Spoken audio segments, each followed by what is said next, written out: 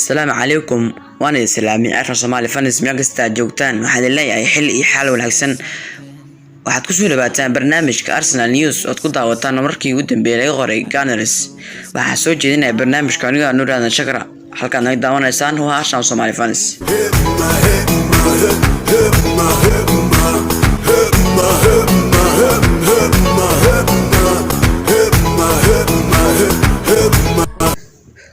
قلب كوري برنامج كذا سوق قبتنا محلية دافع أرسنال زي جمالي يا كتير دونا كوحدة كوبادة عقد أرسنال السوق كبيرة يا كوحدة أوزدندة فوتبول لندن يا شيء سئل لاعب كحلقة إغلى وعيار واللي بقى عند سجستينكا أفلا إنه أصعد على بلجيم سيو لمستر كبيرستا كوحدة أوزدندة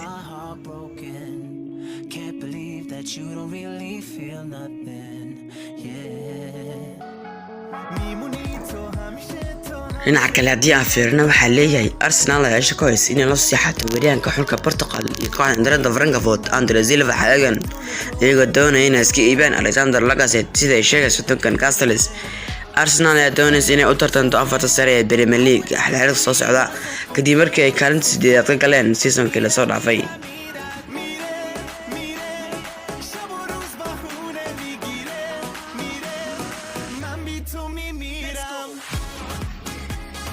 جلد عنك أي فوتبول لندن ayaa soo warinaysa in wakiilada xidiga Ben White ay guriga baadigoobayaan magaalada London xidigan ayaa heshiiskiisa la soo afmeeri doona isbuucii soo socda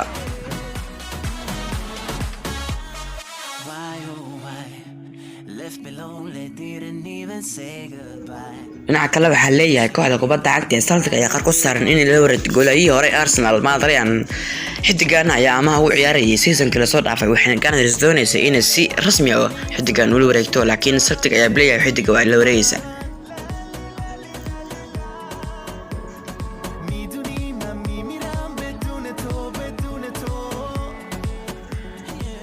wararka la diiwaan fiirna waxa leeyahay kooxda kubadda cagta ee Gunners ayaa doonaysa in Ramsey dib u soo celiso qalcadda Valdemars Stadium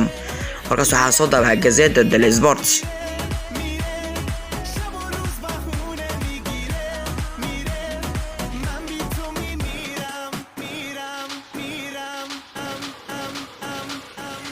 dhinaca kale hadii aan fiirno waxa leeyahay kooxda kubadda cagta ee Gunners ayaa qarka u saaran in la siixato Eduardo Camavinga xagan waxay sidoo kale diyaar u yihiin inay dhaqaaqaan ciyaaranka Ben White sida ay qortay Leeds Sport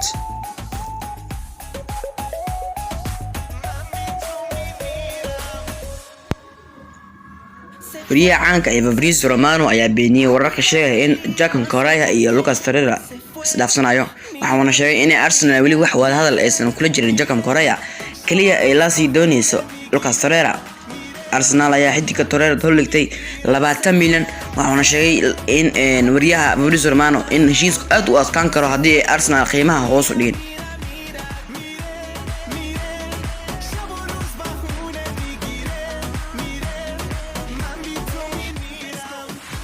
kooxda kubadda cagta ee Gunners ayaa heshiis waqti dheer ka siixanaysa xidigeeda Kieran Tierney xidigan ayaa isbuucii jeeb ku shuban doona 110,000 oo geni isbuucii qandaraaskan ayaa la filayaa in la soo gabagabeeyo markuu xidigan waajibaadka xogtiisa ka soo dhamaado sida kale Emile Smith Rowe ayaa la filayaa inuu raaco wadada Kieran Tierney isla markaana heshiis cusub oo saxiixo